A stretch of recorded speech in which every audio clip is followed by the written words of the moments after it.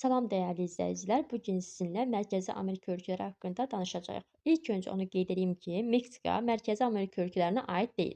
Lakin mən istədim ki, bu mövzuya toxunduğum zaman Meksika haqqında da bir-iki söz söyləyim. Meksika federativ inzibati ərazi quruluşuna malikdir və paytaxtı Mexiko şəhəridir. Meksikanın həm Sakit okeana, həm də Atlantik okeanına çıxışı mövcuddur. Ərazisinin bir hissəsi yerləşir Yucatan yarımadasında və bu ölkə İspan dilli ölkədir. Cənubdan Qvatemala və Beliz, şimaldan isə ABŞ ilə sərhədləri mövcuddur. Keçək Qvatemala haqqında danışaq. Qvatemala özü də İspan dilli ölkədir və paytaxtı Qvatemala şəhəridir. Qvatemalanın da həm Atlantik okeana, həm də Sakit okeanına çıxışı mövcuddur. Hansı ölkələrlə sərhəddə olduğuna baxsaq, Meksika, Beliz, Honduras və Salvadoru görə bilərik burada. Və deyirik ki, Qvatemalanın da ərazisinin bir hissəsi Yucatan yarımadasında yerləşir. Belizə baxsaq, Belizin paytaxtı Belmopan şəhəridir və ancaq Atlantik okeana çıxışı mövcuddur. Beliz ingilis dilli bir ölkədir. Buna səbəb uzun müddət ingilislərin müstəmləkəçisi olmasıdır və deyirik ki, Beliz konstitusiyalı monarxiya ölkəsi olacaq. Belizin dedik ki, ancaq Atlantik okeana çıxışı var. Sakit okeana isə çıxışı yoxdur. İndi Salvadora baxaq. Deməli, Salvadorun isə ancaq Sakit okeana çıxışı var və Atlantik okeana çıxışı yoxdur. Paytaxtı San Salvador şəhəridir və İspan dilli ölkədir. Hansı ölkələrə sərhəddə malikdir? Qvatemala, Honduras ilə sərhədləri mövcuddur. Belizdə isə Meksika və Qvatemala sərhədləri olduğunu görə bilərik.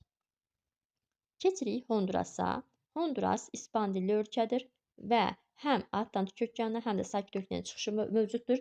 Paytaxtı Tegucigalpa şəhəridir. Və hansı ölkələrlə sərhəddə olduğuna baxsaq, Nikaragua, Salvador və Qvatemalanı görə bilərik. Keçirik Nikaraguaya və Nikaraguanın da həm Atlantik okeana, həm də Sakit okeana çıxışı olduğunu qeyd edirik. Burada biz görə bilərik ki, Nikaraguanın paytaxt şəhəri Managua şəhəridir və dili İspan dilli ölkədir. Burada Nikaragua gölünün yerləşdiyini görə bilərik. Keçirik Costa Rica'ya keçməmişdən əvvəl deyirik ki, Nikaraguanın həm Honduras, həm də Costa Rica ilə sərhədləri mövcuddur. Costa Rica paytaxtı San Jose şəhəridir və neytral bir ölkədir. Costa Rica həm Atlantik okeanına, həm də Sakit okeanına çıxışı mövcuddur.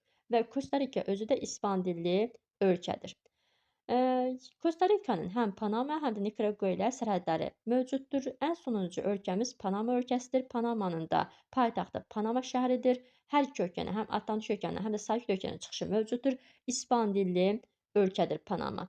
Panama və Costa Rica hər ikisi də olacaq neytral ölkələr. Panamanın şimaldan Costa Rica, cənubdan isə Kolumbiya ilə sərhədləri mövcuddur. Ümumi şəkildə baxdığımız zaman gördük ki, bu bölgədə bir dənə Beliz ingilis dillidir və konstitusiyalı monarxiyadır. Digərləri isə respublika idarə etməsinə malikdir və İspan dilli ölkələrdir. Baxın, bunlar hamısına nə dedik? İspan dilli ölkələrdir.